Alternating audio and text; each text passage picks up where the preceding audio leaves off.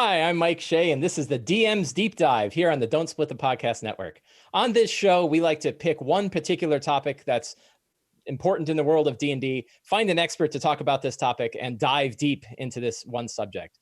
And I don't think there is any bigger topic right now than how to play D&D in these current strange times we're in, and in particular, how to play D&D online for people like me who are not used to playing D&D online. So I am here with Lauren Urban. Lauren, would you like to introduce yourself? Hi, I'm Lauren Urban. You might know me as Obo. I'm the community manager for D&D Beyond. So I'm very used to playing D&D online. I am a player and a DM mostly online. And when we're not in the middle of a pandemic, I'm also a professional classical musician. You're still a professional classical musician. True, but I'm like Schrodinger's musician. If I'm not actually playing in an orchestra, am I a professional? I think you're right. I am, but give me a couple more months of not being in an orchestra and I'm going to be very upset. So yeah, that's what I do is and I it doesn't play work D&D. over, you can't get the whole orchestra over Zoom.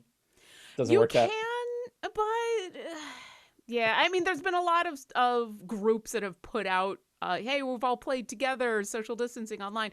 That usually involves a bit of editing. Even the really low latency stuff like Zoom, it's really hard, especially because you have to do some special things in order to get really good audio. And playing with a recording always is hard. And blah blah blah. We're here to talk about D&D. Yeah, well, it's interesting. A lot of the problems people are having getting connected over online and chatting are problems that we face in D&D. Right. My mom was talking about how her church is trying to have everybody sing over Zoom, and that doesn't exactly work right when all the people are clipping out, and some people are Yeah. a lot louder than others, and half the people can't get their mics to work. And it's like, that's not far off from trying to get 6 people around a table, to play D&D. Kind of, but some of the issues you have with D&D, like if everybody in D&D in a game is talking at once, something's gone wrong. Whereas in music, you're supposed to be all at once. And yeah, that's what happens is even the best audio video software is going to clip or cut out, and that is horrible. And not every professional musician has a professional audio setup, so recording yourself is not always an option. But yeah, I think D&D has the advantage over classical music right now, or any music really. Yeah, certainly.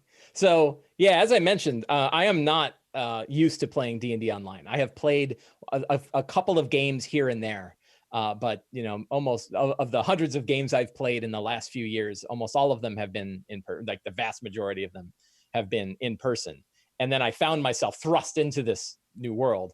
Not Welcome. and yeah, and I wasn't angry about it, right? It was like, well, I know I've got to keep playing D&D, so we're going to do this, and I'll work with my friends, and we'll try out different systems, and we'll try out different setups, and we'll get going. And so yeah, it's great to talk to somebody who has done it as long as you have, to try to get some of the best tips that we can get out of it. You did a show recently with Todd Kendrick on the D&D Beyond on the D&D Beyond YouTube channel, and I found it. Well, I think was that on Twitch too. Yeah, it was part of Did Todd on- Talks, which is Yeah, his Tuesday show, and then Right. we poured everything to YouTube. Yeah, so wonderful show, really, really good stuff. I'll let Todd know. Yeah, well, sure, please. So you'll say, "Oh, Mike Shea loves your show," and I'll go, "Who?" Oh, he knows. So He knows who Sly Flourish is. I will slack him now. no, don't do it. So I'm hoping not to cover the same exact ground, because it should be worth watching that show too. But we probably will. I think Yeah. one area that we probably won't get into too much today, but you never know where the conversation is going to go, is into the specific tools that we'll use. Like, there's so many of them, and there's so many that are really good, and many different people have different setups that they love and hang on to. And I think some quick searches on YouTube can get a lot of information about how to play in different setups. So I'm more interested in the kinds of things that can make the game better when we're online already. So to start with, what are 3 tips that you have for DMs that are just beginning to start playing online?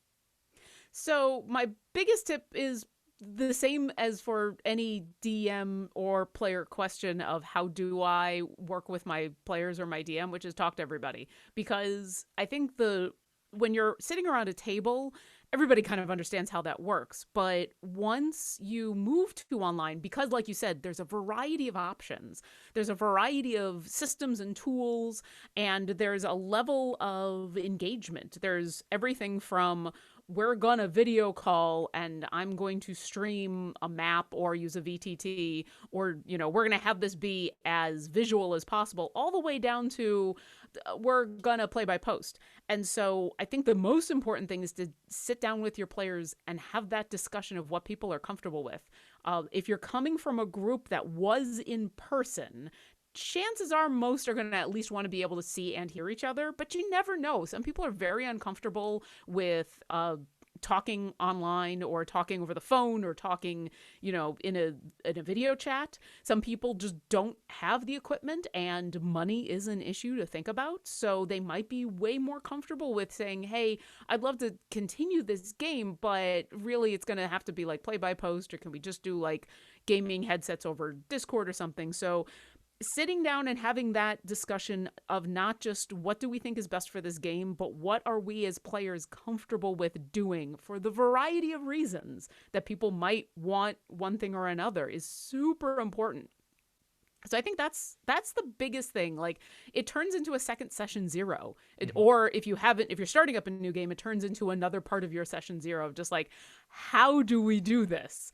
And I think we'll probably talk about this later, but like, that's a good thing to remember when we go back to having the option to be in person.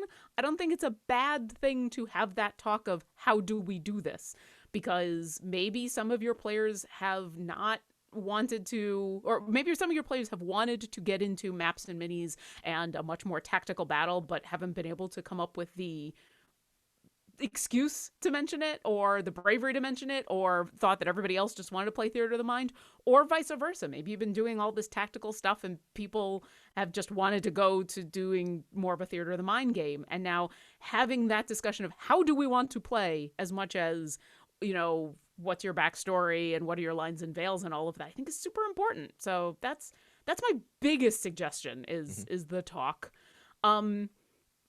For groups that are in person moving to online, once you've got that figured out, I think my second tip is let yourself mess up. Let the technical difficulties happen that first game. Let yourself learn how things are going to work. Let yourself learn that, oh yeah, I'm used to being the early person at the game, but now when I sit down and play online, I always run into this technical issue, and so I am 5 minutes late. Or this is it doesn't matter how often I stream, there are always technical issues. We were just talking about before the stream. It's a running gag in my world. A D&D stream is technical difficulties and or a cat. So let your home game that's not a D&D stream. Yep, that will eventually be the cat. I don't know where to point. I'll point in the right direction.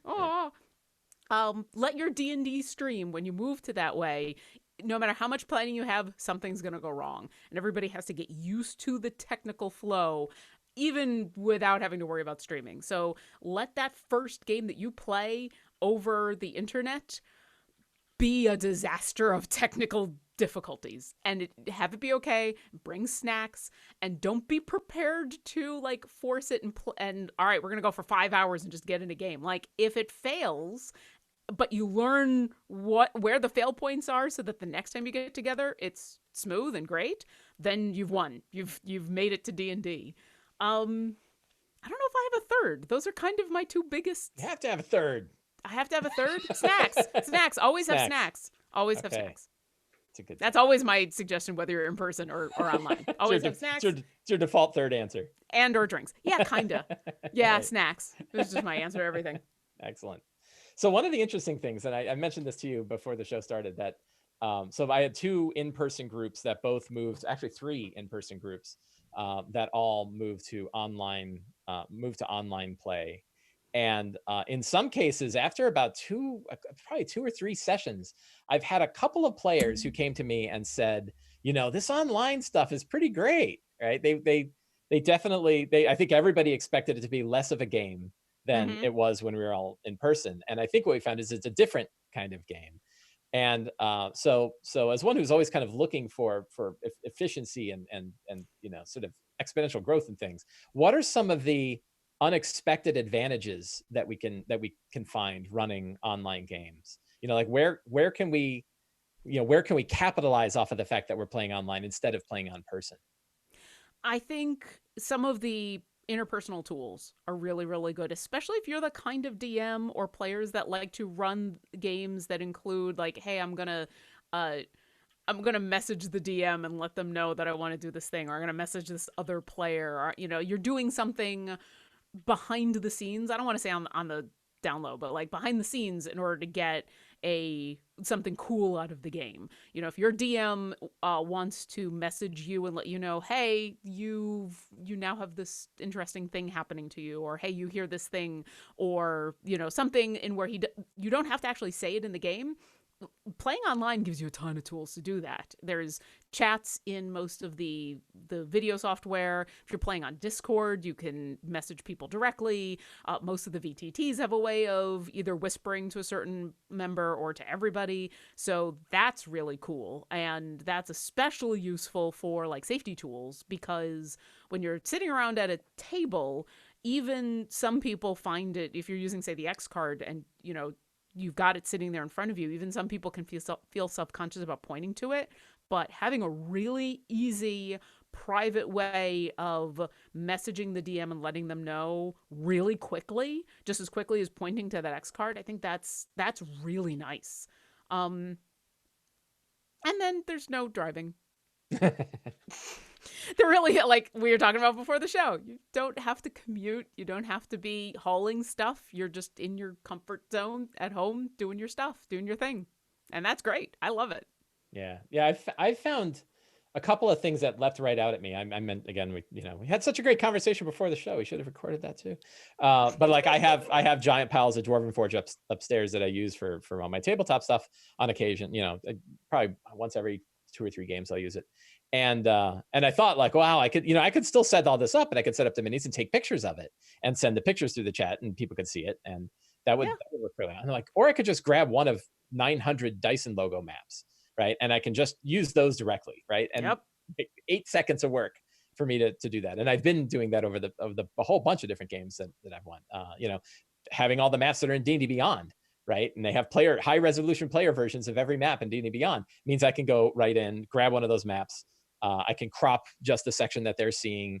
What I've been doing, and I've been using Discord just alone, and for a few reasons. One is I have players who only have phones, so they don't really have any way to do a more advanced VTT or multiple tools or anything like that. And but they can do Discord, and they can see everything that we pass in chat. And being able to crop the sections of maps that they can see and then view it is so fast compared to even having to do like a table fog of war with, like, I have like cut up t-shirts that I'll use to like expose stuff, right? Yeah. And all kinds of strange ways that I'll do that. But also, like, I could just go and grab like 15 NPC portraits and be like, well, that's good enough. Like, I could pick like the first one that works, drop Yep. it in there with a name, and now we have like an ongoing chat window that shows all the NPCs that they're seeing.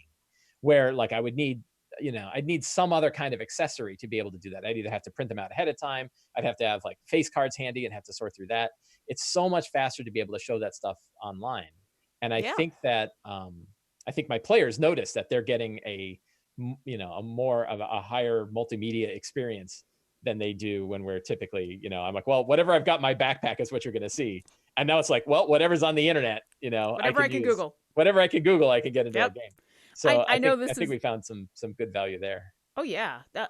I know this is going to be a very specific use case. My husband, who is a fantastic artist, runs some of his games online. Well, now all of his games online, but some of them that he was running specifically online, he would use Roll20, and because he's an artist, he would just draw the map as it came up, or if there was an NPC, he would like just do a little sketch right there. And he was playing with one of his games was with other comic artists, and so they would all just sketch away on the VTT as they were playing, which is something that they can do in person. You know, everybody's got sketchpads and everything, but that's a little more awkward to show off, or, you know, you're never quite sure if someone's sketching away and you want to like look over their shoulder. But right there on the battle map is people are like, oh, here's, you know, what I'm actually doing, or here's what this NPC looks like, or here's what the map is. That's super powerful. That's really useful. When I'm playing, I tend to run Theater of the Mind almost exclusively, except in a couple cases where I've got some groups where having a basic battle map for some of the more complicated battles, I've got a group that's at level 14, and so it's just a little easier for them. We started many years ago, so we came off of 4th edition, so we were still using flanking rules and some stuff that makes it a little easier to have a battle map, even if I don't put anything out there except basic, like, here's your 3 baddies and here are you. What I found is really nice is the opposite of grabbing. You were talking about, oh, I can grab this portrait, or I could grab this monster image, or I can grab that. I can just grab circles. I have colored circles. And it sounds weird to be like, wait, you have all of Google and all of Google Images and all of D&D Beyond to pull from, and instead you're going to use circles. And what it is I can show positions, but I can just describe what the players are seeing. And because I do so much, I take existing monsters and I tweak a lot, it helps my players not to accidentally metagame. Yeah, because associate, right? Exactly. You know, if I was to stick a Behir in front of them, but I've now described it, you know, the Behir in the monster manual looks one way, and I've described it in a different way, and I'm describing it in a way that should indicate to them something like, oh, hey, maybe the elemental resistances are different, or maybe this is a younger one, or maybe whatever. But if I've put the image from the monster manual in front of them, that's what they're seeing. Whereas if I put just a circle, then they're listening to me. And so even though we'll use a battle map, it's just circles. Mm-hmm. It's all just circles. What were we talking about again? You bring up, we're talking about tips, or how to what are the advantages are of playing online over playing playing in person. But that brings up, like, you know, I'm still learning. You know, I'll be learning for a while. We all will be rest of my life. And but I use the Avre bot in Discord, and I'm having a really good time with that. And it has ways to roll monster attacks automatically inside of your text chat. But the problem I run into is, like, everything's a bandit and a thug, right? And I'm like, because I love my bandits and my thugs, and I just reskin them all the time into things. And it's like, you know, so the players could look back and be like, you know, we've been fighting bandits and thugs for like 4 sessions. And I'm like, no, they were Emerald Claw assassins. I'm like, no, they weren't. They were thugs. So I have to, like, you know, and I know that there's a way in Avre you can actually change the name of the monsters. Yep. So it doesn't look like they're getting attacked by bandits and thugs all the time. But yeah, that's really interesting. You actually, something else to think about, though, when you're playing online. Do you want to use public roles? Do you want to figure out how to do private roles as a DM? That's super important. Yeah. Like, are you gonna learn how to do the private roles? Are you still gonna just roll physical dice and and trust your players? Yeah. All of those are options. Yeah, and I've gone back and forth as on the DM. So I told my players they can do whatever they want. Like, I don't want to force any technology on them other than audio, right? Like, it'd be really nice if you could talk, but other than that, you know, whatever you can do to play D&D, like rolling at your table. We have one guy who just rolls everything at his table. His character sheet is handwritten, and we're like, no problem. And then other people are like super into Avre, and they've imported their character, and they're setting up macros and all kinds of stuff. You're like, okay, good for you too, right? You use as much as you want, and nothing that you don't. And I have a set of dice and a tray next to me. You know, I play in 2 different places in the house, even in my online games. And I always have my regular dice there that I can use, but I've been experimenting going back and forth. But I think that the games have gotten a lot more deadly when I've been rolling online, particularly because I use average monster damage. And Avre does not use average monster damage. And sometimes I'll hold back a crit here and there, depending on how bad things are. And Avre won't be holding back crits. Yeah. So I don't know if that's good or bad. And, you know, so it's personal preference. Yeah. It's tricky. You did mention, and this is something in the, you know, so I've been a practitioner of and a student of Theater of the Mind ideas for I think since 5th came out. Like, I found that as a 4th edition DM, you know, veteran DM. I was really interested in this different combat style, probably more so than many of my players were, who they Mhm. like their crunchy tactical combat. But I just like the flexibility of being able to do both really crunchy combat and super fast, very thematic combat. And one of you on the show you did with Todd, you brought up a really just kind of really simple idea that was like, of course, that's like a fundamental nature of it, which is run simpler battles, right? Like if you're if you're running Theater of the Mind fights, don't have like 3 different kinds of monsters and like 16 bits of terrain and all sorts of different effects that are all positionally dependent, right? Yeah. Just like go ahead and make the battle simpler. And I was like, it's kind of like a really straightforward idea. Yeah. Yes, but do you have other that one was one that I was like, I'm gonna hang on to that one. But what other tips and thoughts beyond you've already brought some up that I think are great. The whole idea of keeping your with the rings that you're describing them as monster tokens, whereas like Essentially, but they're literally just spheres. They're just yeah, colored spheres. and you're just saying these So are the people that are all close together, these are the people that are far apart, that kind of thing. yeah, just it's the same way as if you were in person. If you didn't have any minis and you wanted to use a penny, Yeah, sure, here you go. right. That's where the monster is And right there. even though there's a million tokens out there that we could use, being able to use one that's abstract means we are not rooting their minds in, we're not boxing them into whatever the image was on that token.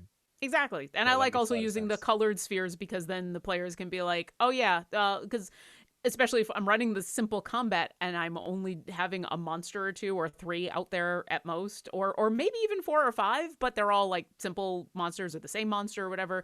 Mhm. I can either color code them with different colored spheres, or I can number them and they can be like, oh, number 2 or number 5 or Right, whatever. All the same tricks that we use for any kind of battle map. right. Along with running the simpler combats, and what I like about running simpler combats is once you get really used to it in Theater of the Mind, you can get more complicated. I have run stuff with terrain issues and all of that, but like if your fear is I can't hold this all in my brain, start simple and work up to the more complex.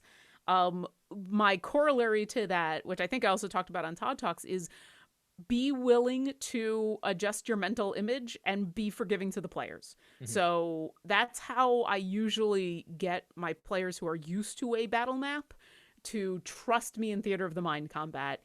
Is I play for them a game that I am forgiving in Theater of the Mind, and I show them, because it's one thing to be like, trust me, I'm not going to try to mess you up because of Theater of the Mind in this. I'm going to give you the benefit of the doubt.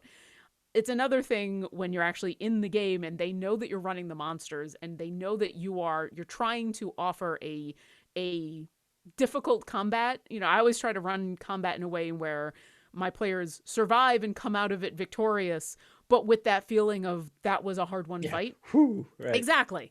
Whew, we did it, but whew, Yeah, that was close, which right. is, dice rolls, who knows. Yeah. So when you're trying to do that, if you run the combat in Theater of the Mind and just do the adjustments when one of your players says, am I close enough to, then unless it's really obvious from your description You're or like, from the way, yes. yeah, just say yes. Yes, you Or, can. if they're 15 feet away and they want to do a melee thing and they go, am I close enough to do this? You can move 5 feet or you can move 15 feet or you'll just need to move a little bit, but fine. Right. Can I get in this area of effect monsters and not my allies? Sure. Mhm. Can I, give them the benefit of the doubt?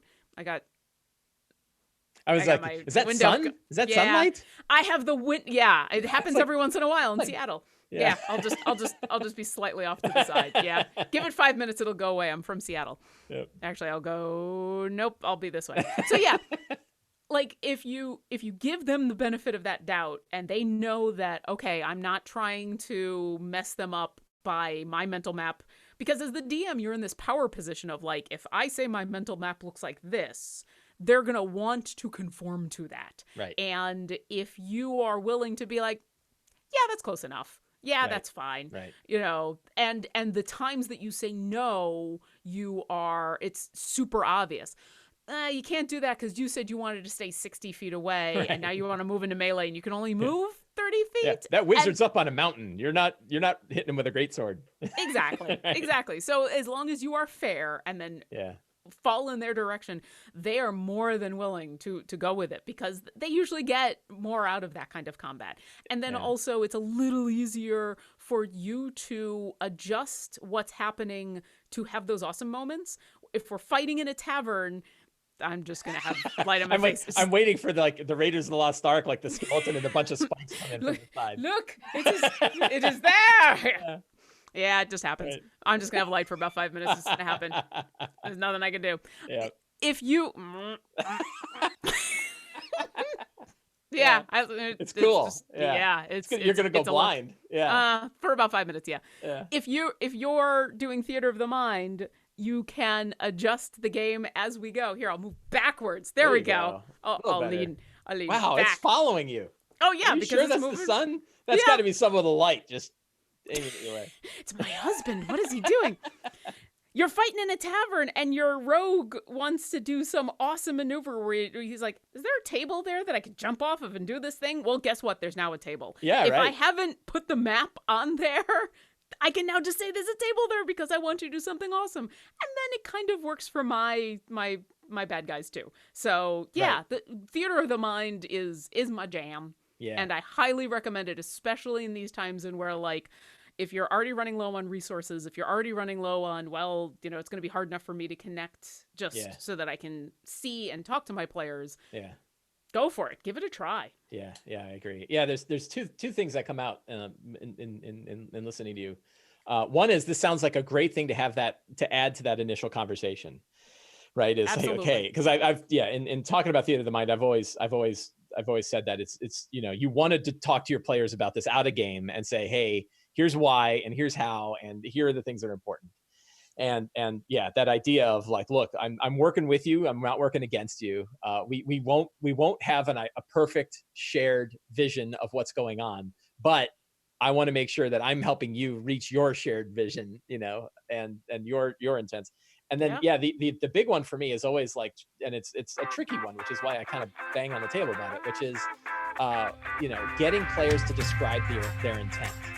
That players have an idea of what they want to do, but sometimes they're still holding their cards close and they don't want to say what their intent is. So they say like, well, are there two of them that are close together? And you're like, yeah. And they're like, are they within 5 feet of an ally? And you're like, yeah. And like, is there a way for me to get, and you're like, what do you want to do? And like, I want to stand between my ally and two guys so that if they come in, I can hit them with my glaive. And you're like, yes, you're like, perfect. Or Yep. I'll have these like super long conversations, like how far away is the guy? And is there anybody between? And he's like, he's 45 feet away. I'm like, what do you want to try to do? I want to hit him with an Eldritch Blast. I'm like, it's like 180 feet. Like, yeah, you can hit him with an Eldritch. Go with the fact that you can almost always hit someone with an Eldritch Blast. Like you don't have to have a big negotiation about shooting someone with Eldritch Blast. So yeah, that idea of trying to state the intent, and it is such a shift from kind of the tactical, like 4th edition, not to have a whole other conversation about it, but like 4th edition. I'll come back for 4th edition and we'll talk about my love for 4th edition, even though I loved it too, right? I played, multiple campaigns, 1 to 20 campaigns, loved it. But there was definitely more of an antagonistic DM side to that game. Like there was so much character agency. And I felt like there was such a disadvantage on the side of monsters that it wasn't competitive, but I felt like it was certainly more competitive than I've had with 5e, and particularly in Theater of the Mind. That when you run Theater of the Mind, and I was listening to James Intercasso today, was on Nerdarchy, and he said that like we have an unlimited number of monsters on our side. Like there's no competition here. You kill the dragon, I got as many dragons as I want, right? Yep. And, oh no, a second dragon shows up. Yeah, right. Well, father shows up. That was grandson. So so that shifting that position over to being a player focused DM, a servant leader DM of I'm here to work with the players to help them make their characters awesome, not to have a chess match with them. And it's and particularly when you are controlling the image of the environment, then you have you're controlling the chessboard and how the pieces move, as well as everything else. And players I've had get resistant to that because they're like, there were these nice firm rules in place, and now I don't know what the hell's going on, right? And so I think that having that initial conversation, as you described, and then adding to this, like, hey, for maybe not all the fights, right? Maybe for some of them you do really detailed Roll20 style, tactical combat, but you say like for some of them, we're going to be going quick, we're going heavy on the narrative, and the intent is to make your characters look awesome. So keep that in mind and tell Yeah. me what you want your character to do. I think those are really useful tips for running Theater of the Mind. I also suggest if you've been running a game that has been using a battle map and everybody wants to move to Theater of the Mind but is having that antsy about it, run a one-off, run a one-shot. Try it, run yeah. a out-of-character one-shot that uses that's maybe a little more combat focused, and run that one shot just so that everybody gets a chance to try it out, right, and see how it really feels. Because it's one thing, once again, to talk about it. It's another thing to give it a try. Yeah. And maybe you try it and you go, you know what? We really like our minis and our battle map, and we like being that tactical and everything. And then okay, we need to now have the discussion of how are we doing this over the internet. Right. But, run that one shot and see. I thought the sun went away, but it didn't. So, oh well. You can even run it just for one battle, right? You can say like, hey, I'm just, my favorite, the two thugs in the woods, right? Hey, there's two thugs that they're not paying any attention to anything at all. And you stumble upon them, right? And it's like, we're just going to run this one Theater of the Mind. I'm not going to bother. And I've seen a lot of DMs do this in person too, where they just like a few of the fights are Theater of the Mind. And then the big ones are the ones that you go tactical. Yeah. I think that can work a lot. I usually like running the one-shots for the higher level campaigns that I have, because the stakes in battles with the higher level campaigns tend to be way higher. And so if the idea is, all right, we're going to run this one Theater of the Mind to give it a try, usually running the one-shot then gives those players a little bit of a breather of like, oh, if I mess this up, which you can't really mess it up, but if like you have that moment and you think you mess it up or whatever, my character's not gonna die. If my character dies, it's a one-shot character, I don't care. So right. Lower level campaigns, sometimes it's a little easier to do that. We're just gonna, I'm gonna just throw some goblins at you and it's gonna be okay. But when you're running level 14 characters, I could throw a bunch of goblins at you, but that's not gonna be fun. Yeah. So that depends. I've seen the players spend a lot of time talking about how to deal with those two thugs in the woods, and they're like 9th level, right? And there's 6 of them, and they could literally one-shot them with anything.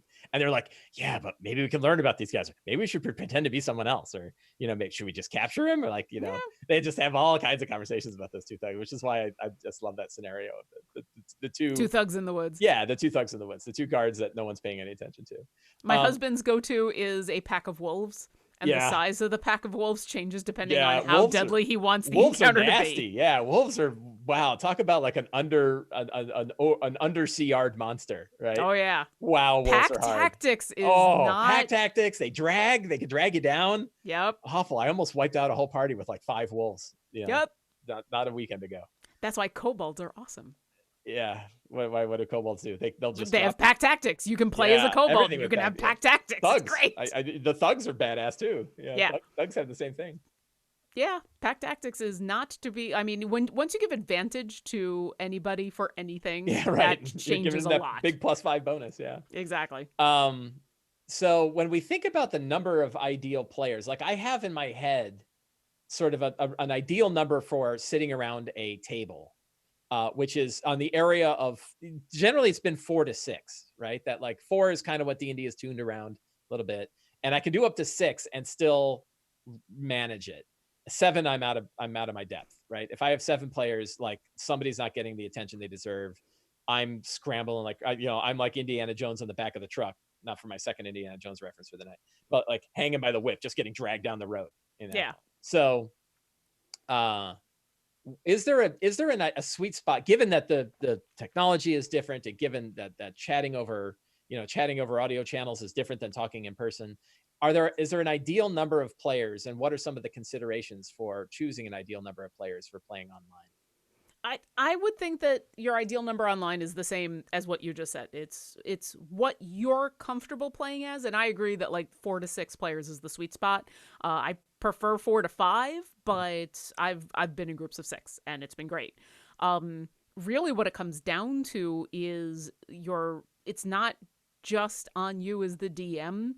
And this is not just a technological thing or playing online. I think this is just good for all groups. I think once you move online, it becomes even more important that the whole group works together to give each other those moments. It's sometimes easy for the DM to feel like you are in charge of spotlighting people, and the players are they're having moments with each other, but they're waiting for your cue. But it's really as incumbent on players to give each other cues, give each other space, give each other those moments of my favorite thing to do is just in character ask another character questions. And so like if you realize, oh, this certain player has been quiet for a while, maybe I'll ask them, hey, what do you think? And I think when you're online, especially if you're playing and you only have voice, like on Discord, if you're only using voice, I think that just becomes even more important to check in with people, even if it's just a very obvious, hey, what do you think? Or do you have anything to add to that? Because when you don't get facial language, if you don't get any body language, if you're not video chatting, it can be easy for there to just not be any input from somebody until they are talking. And some people will have a harder time jumping in when all they're just hearing people. Oh, we got the cat. So see, technical difficulties and a cat. It's happened. Yay. So you didn't see it, that the cat was actually wandering by my mic, and one of the tricky bits is my cat generates static electricity and will short my mic out. And it's happened in the middle of shows before.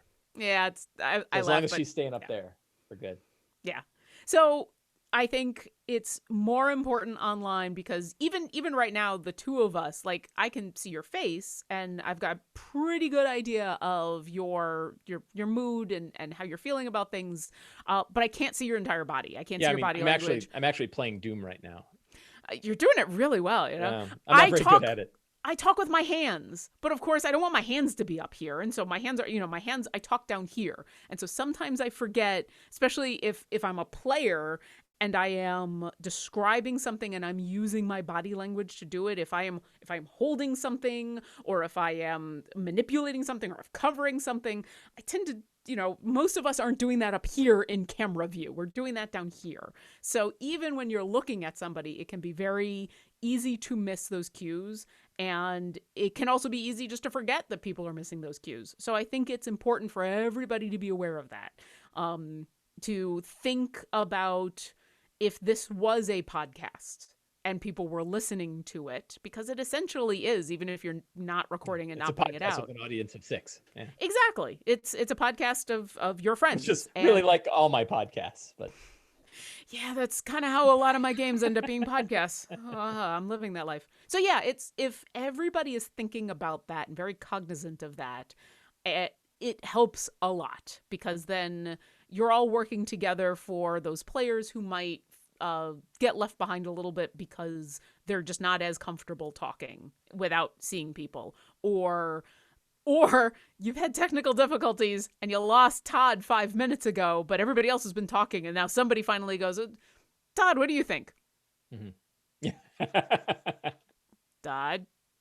And then like you realize what's going on. So yeah, I think it's important for players and DM to work together to include people and to not leave no person behind. Yeah, that's been a trick for me. So I've in talking to a lot of folks on Twitter who've about their tips for playing online. A good deal of them said that video chat is really important to measure that engagement, to keep an eye on people, and I agree with that. Unfortunately, the way that video is incorporated in Discord makes it difficult to do. It's not part of the audio channel.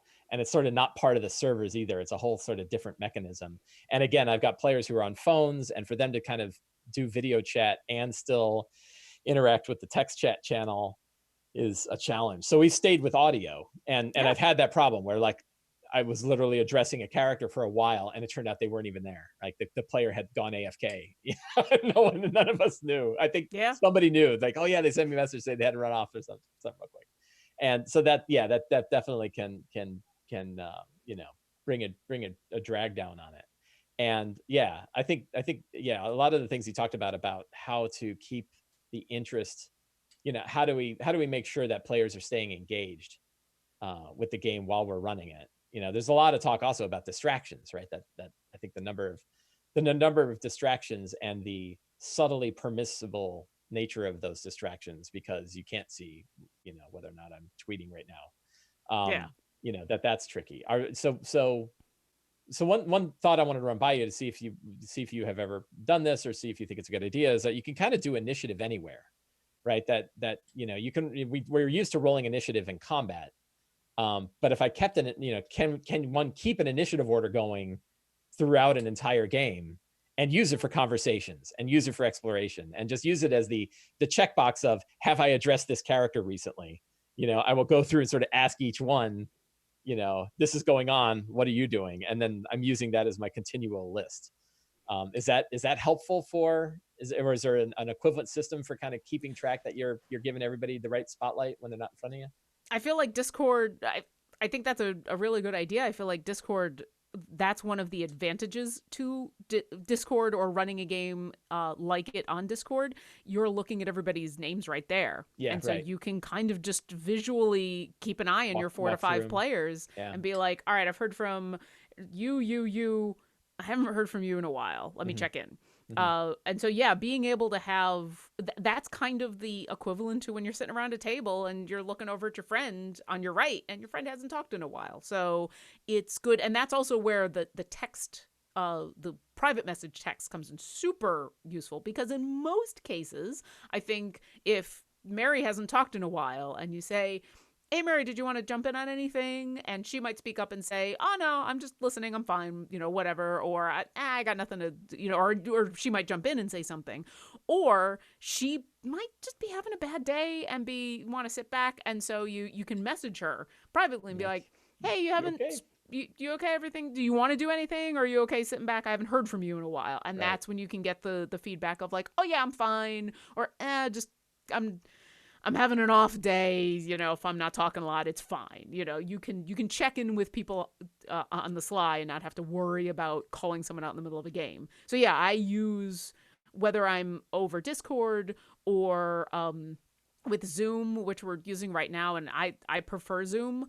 I actually make sure that I use the version that I can see everybody all the time. I think the gallery default mode or something like that. Yeah, gallery mode. I think it wants to do speaker mode, and where it shows you who's talking, which can be useful in some instances, but I really prefer gallery mode, because then I've got everybody there, and I can be looking at someone else who isn't talking to see what their reaction is to things. But also I have that experience of looking around the virtual table, and I can look at everybody and I can visually see, oh yeah, this person hasn't spoken up in a while. So yeah, using the tools that you have to use anyway, keeping that as your initiative, but yeah, if you want to roll with initiative the whole time, I mean, it's another thing to talk to your group about. It's, hey, are you okay with this? And, that means there might be some sort of times. the equivalent of keeping that list, like you said, having the names of everybody there and kind of walking through the list. Only now I've got a little, because I use Avra's initiative system, which is pretty great.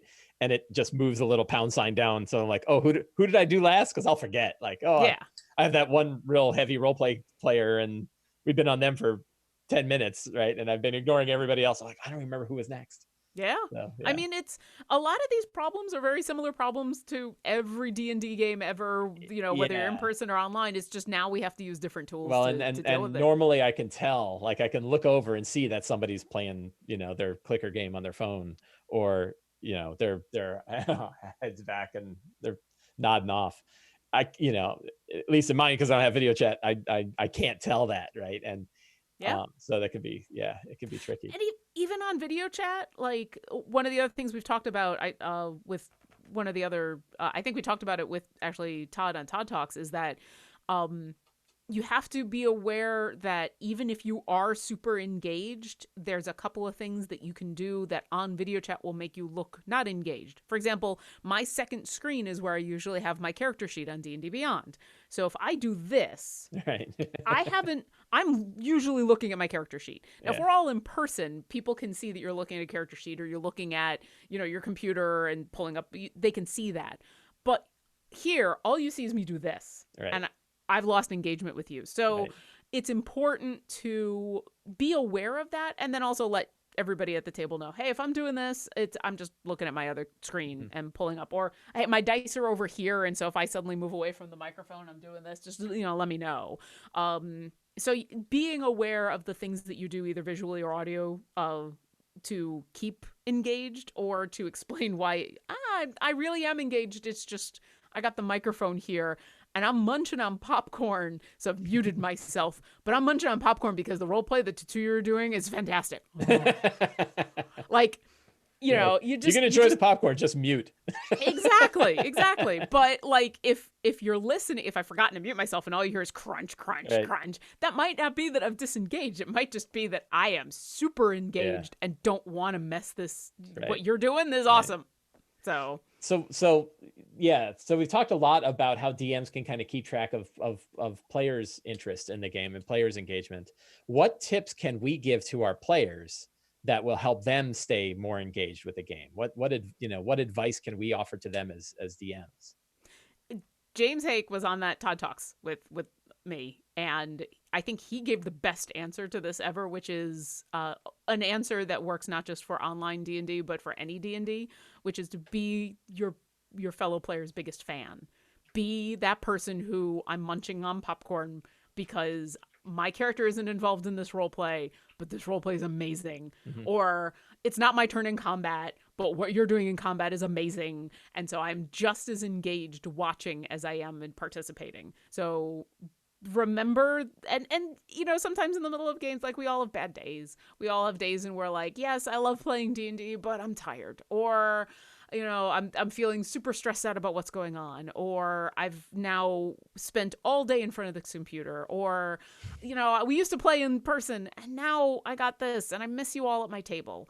We've all had those moments where we're off, and it's hard to remember that, hey, the reason I'm playing D&D with all of you is because I love you all and I like spending time with you.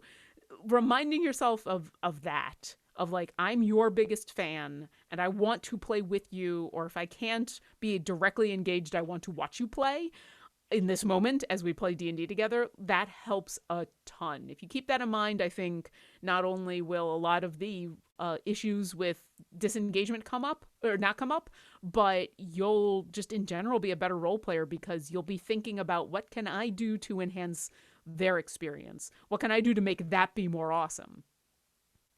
Yeah, and they'll be great. thinking about it for you. Right. Yeah, so I've had a couple of games recently where the players at the end of the game kind of said, hey, it's really great that we're able to still play online, and it's a real joy, and given that we're stuck at home, to be able to kind of connect with people. And I'm like, maybe I should start talking about that before we even start playing. Like, kind of remind everybody that that's how I feel, right? Like, I can't wait for my Wednesday nights to sit down and play D&D with everybody, and my enthusiasm will come out to them, and they'll go, that's right, that is why we're playing out here. And then I had this stressful day and I have had all these problems, but this isn't the time for those, right? This is the time to step away from all of those and enjoy myself, and then I'll worry about those tomorrow. And it can be especially important when you're used to just showing up at somebody's, when you're used to a certain set of difficulties. I'm used to driving 30 minutes and carrying all my books and, the inconvenience of moving in meat space. Mm-hmm. I'm used to that. And now I've got a different set of difficulties of, I got to set up the microphone, or I got to set up the Discord, or I got to set up the computer, or whatever, technical difficulties I got to do. It's very easy to kind of get bogged down in that, I got to, but reminding yourself that, like, once we get into the game, this is what we wanted. This is what it's totally worth it. And this is why it all goes away. Yeah. And I think it's critically important too. Yeah, absolutely. So as always on this show, we have a guardian angel. Rudy Basso is our guardian angel here today. Thank you, Rudy, for all of your help and support. Hello. My favorite monk. Yes. That's right. You guys played on another show. Is that right? Yeah. It's a podcast, Team Plague Podcast. Check it out on wherever you get your podcasts. Awesome. What questions do we have from the audience tonight? We have a couple from Twitch chat from Evil John. I found transitioning to online play has left some of my players fighting the technology a little. Yeah. Any advice on how to soothe or calm people who get a little flustered with the tech? Having that mess up session 0 helps. Yeah. And you can, like any other session 0, you don't have to, it doesn't have to happen right before the game starts, before your campaign starts. If you're 4 or 5 games in, have another session 0. Have the, hey, we're just going to get together this week and chat and like work out some of these issues and not have to worry about a game, not have to worry about being on point. If things go bad, we're just chatting anyway. If someone is having really bad technical issues, it can be hard to, like, none of us, well, I'm not tech support. I don't know about any of you. I'm turning into it. We all kind of are, but like, it's good to remember that most of us are not. Most of us are not really tech people. Like, my tech window is pretty small. There's a few things people can try. Usually, it's reminding people to, if they can, plug in to their internet instead of using Wi-Fi. Yeah. That's usually better.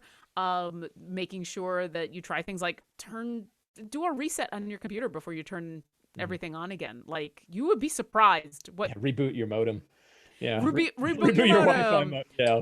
Reboot your computer. I literally before, now I'm streaming, so that's a little more intensive, but before every stream, about an hour before, I turn everything off on the computer and I restart it to make sure that the only things that are running on the computer are the few things that I need, so that there isn't like Windows trying to install in the background or whatever. That can sometimes help. So yeah, I'd recommend having another one of those session 0s. And then also, everybody just needs to be patient when it happens, because it happens, because technical issues and cats. Yeah, right.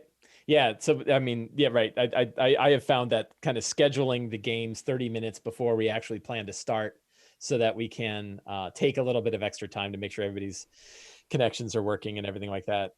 But sometimes it's weird. I was running a game a couple weeks ago, and we were having a great game, and in the middle of it, the guy's machine updated Discord, and it caused all kinds of problems. And suddenly we could hear him. It was him and his wife playing in the same room with the same mic, and we could hear them, and they're just swearing, and none of us could hear them.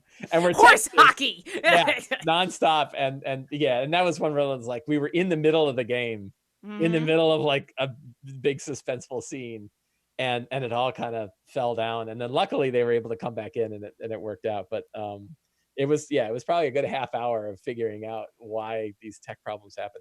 And there are a lot of variables, like there's input and output for every single player, right? And there's all kinds of weird, sometimes it's small stuff. Like, I was having it in Discord where on the DM side, after about 30 or 45 minutes of play, it would start to cut me off more and more.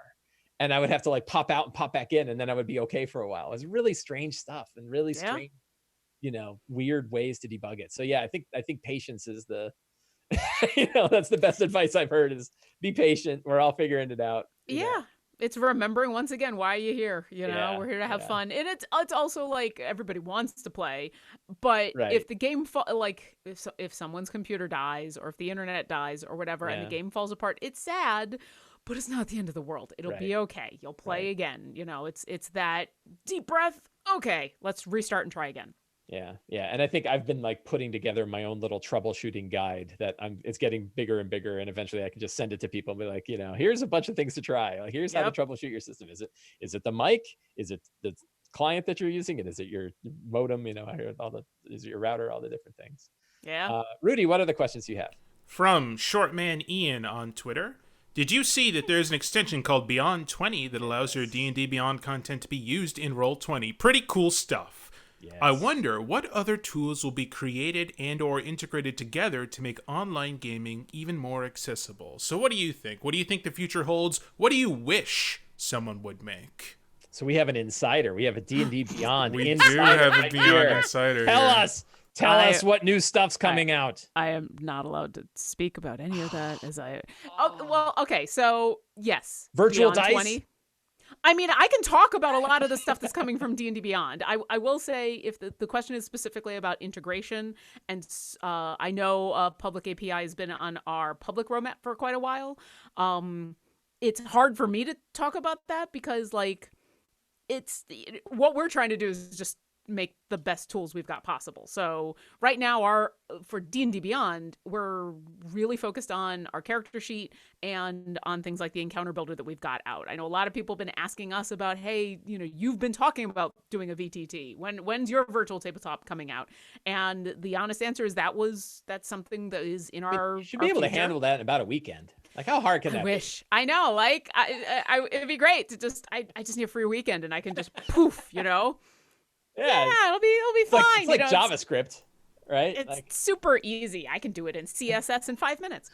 So, like, for us, our focus is the character sheets and the optimization there, and like a lot of the stuff that we have right now, the encounter builder, the encounter tracking, the homebrew options that we got. So it's a lot of our focus has turned into what can we offer that we are already good at. Can we offer more for free? We've got a bunch of free stuff out there. And as a person who plays a ton online, my goal is, as the community manager of D&D Beyond, to tell you about all the awesome stuff that we do and that you use that in conjunction with whatever else you have going on. So if you are using our character sheet and Roll20 for your VTT and Zoom for your talking to everybody, and it's working for you, great. I am a evangelist of D&D Beyond, but my goal is to get you to play. That being said, I got nothing to announce. I did not mean for this to be a Lauren answer our D&D Beyond questions. I wanted to know what you guys think would be fun with online integration that isn't out yet, or something like that. Yeah, but I know it's kind of a weird line now. Yeah. I'm kind of wearing this T-shirt, so I think I gotta be cautious. But Mike, I'd love to hear what you have to say. I've got one, and I get to speak right to the community manager about it. Hi, that's me. Yeah. So, what would you like, Mike? So, virtual dice. I know that the virtual dice are coming out for Roll20. It would be, and I think for D&D Beyond, you mean? They're already out for Roll20. Yeah, right. And I tried. So I'm not a Roll20 guy. I mean, I've used it a couple times, but I'm like I said, I'm digging Discord and screen captures right now, and so the virtual dice for D&D Beyond, I would love for them to be connected into Avra so that it'll show up in Discord. We're working on a lot of connections between. I mean, Avra is ours, so right, right now like you got great. All the tools right there. Hopefully, there's just the connection to those two things. It's not just the digital dice. It's also we're working on Avra being able to integrate with any of the content that you own on D&D Beyond. Yeah, like those are two things for that. We want to do it absolutely. Yeah. We don't own Discord, so Right. But you own the bot, and so to me, like I have you seen Beyond 20? Have you used Beyond 20 at all? Yeah. So I set up Beyond 20 to work with Discord, and that was pretty cool. And I was like, it just seems like between the Avra and owning all of D&D Beyond and virtual dice, there's just this one other step of being able to click the die and have it just go right into the have Avra spit it out into Discord. That would be the one thing I've done. I will pass that along to the team. Yeah. What else we got, Rudy? Time for one more question. Oh, from Rudy. Hi. Ooh. I have a question. Is this allowed? I control the show. Who's moderating this question? So safety tools are something that's been coming up a lot in the online community lately. A lot of traditional safety tools are kind of the things that people put out are usually physical space dependent. Things like touch the X card, pick up this thing, and the rewind things and like that. How do you do that in an online game, especially a non-webcam game where you can't see people's faces, which helps a lot in terms of how people are feeling? Yeah. Well, I talked about this super briefly at the beginning, but yeah, chats. Most video and or, so right here on Zoom, there's a chat. I can just message, if Rudy, if you're my DM, I can just message you directly.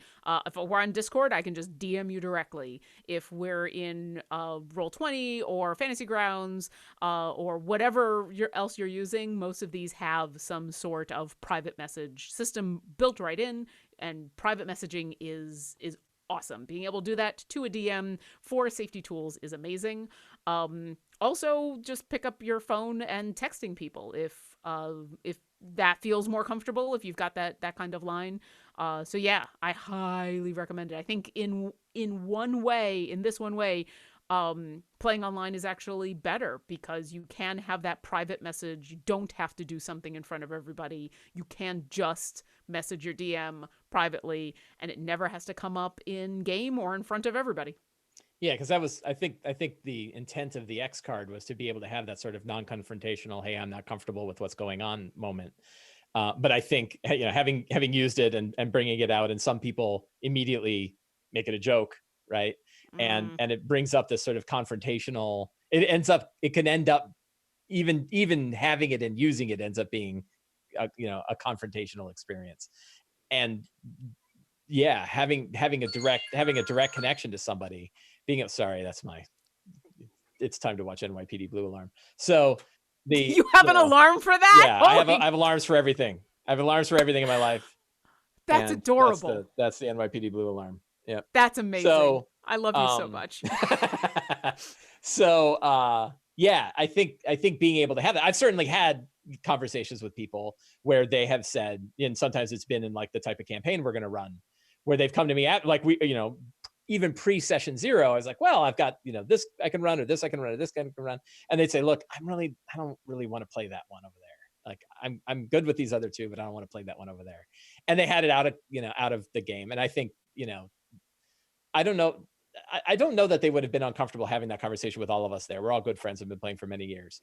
But still, they took the opportunity to do it in person. And I think being able to do that online very quickly and have that feedback mechanism very quickly, that's even making less of a, I guess I'm not sure I'm saying it right, less of a scene, right, than something like an X card, which is as small a scene as you can have, and still have something. And it should be, right? And it's just an option for comfort. It is there in it. It's a nice comfort of like, hey, I could just interrupt what's going on and say like, hey, right. But if you don't want to, or if you're having that anxiety moment, and it's so much easier in text to just do hey, blah blah blah blah, and be fine. So yeah. And a DM, I think being on the receiving side, a DM could say, hey, I'm just going to take a quick break. Right. And then we'd say like, everybody quick bathroom break. And then you could say like, hey, you could go and talk to them and say, I'm going to steer this direction. How's that sound? And they go, good. And then they come back and you go in, no one's the wiser and everything goes smooth. So, exactly. Yeah. It's another option, which is always good. That seems really powerful. Rudy, is there any last burning questions? Burn us. I guess just in terms of preference, do you prefer 60 to 90? This is from Panzer Shrek DS. Excellent. Do you prefer 60 to 90 short minute sessions or longer sessions less often? It's a good question. I prefer the shorter, but I have had fairly unique experiences that I've learned over the last couple of years are not standard. Not only do I do a lot of streamed games, but both my in-person games and the games that I run online, we meet weekly and we play for like an hour and a half. Because that's the time that we have. We do not have... I wish I could do the Saturday we're going to play for 8 hours. I've never been able to do that. That's just never been an option in my life. And so being able to get together on a regular basis for an hour and a half, and I've now DM'd for that for forever. So for me, the few times where I have more than an hour and a half to 2 hours feels like forever. I am almost worried I don't have enough to go for that long. So that's my preference and I love it. And my players have bought into it. And most of the streams nowadays are 2 hours and they're done. I mean, some are longer. There's one stream that's a little longer than that. Well, there's Critical Role, which is like 12 hours. But like even there's plenty of streams out there that go for like 3 or 3.5 or 4, or you get podcasts out there that will go for more than 2 hours. But yeah, I find like a 1.5 to 2 hours my sweet spot as both a player and a DM. It's just long enough to be able to get into a bunch of stuff, but it's not too long that you're getting antsy. And doing that every week feels really good to me. But once again, your mileage may vary, so that's me. Yeah, I've found that so my games had typically been about 3 hours on one's on a weeknight and one on a weekend. And I find that now that we're playing online, there is that little bit of ramp up time and cool down time that we have. So the game itself is probably a 2-hour, from the time the dice first hit the table, or the virtual equivalent of such, to the time that we call it, is probably on the order of 2 hours, and that feels about right. And I've run a couple now 4-hour sessions, and they've been fine too. They haven't been, 8 hours. I love D&D. I can't play D&D straight for 8. Well, I do it at conventions and I'm exhausted. But, Yeah. 8 hours is enough D&D for me. Four hours is good. 8 hours of anything. Yeah, right. Like, no matter how much you love it, after 8 hours, you're like, Right. all right, I'm done. So Yeah. I'm But also old. yeah, right. I get tired. Right. I got to watch my Right. NYPD Blue and I got to go to bed. Right. Right? I got my stories, and I need to be in bed by 9. I'm going to turn into a Yep. pumpkin. I'm old. Yep, So, yep. yeah. Yeah, so that's great. This has been a really wonderful conversation, and I really appreciate your time coming on the show. Do you have Thank anything? I've had a pleasure. It's been my pleasure to join you. Do you have anything you want to talk about, or anything you want to plug? Oh, plug. Come to D&D Beyond. We have a lot of fun. Virtual If you dice want- going straight to Discord or anything like that? You'll see. I will be the first to announce it because I'm the community Yay. manager and I take care of the social media. So as soon as we announce it, that'll be me. You can hi. If you want to, come to D&D Beyond. If you want to follow me, I mostly do most of my social media stuff on Twitter. I'm Obo Lauren.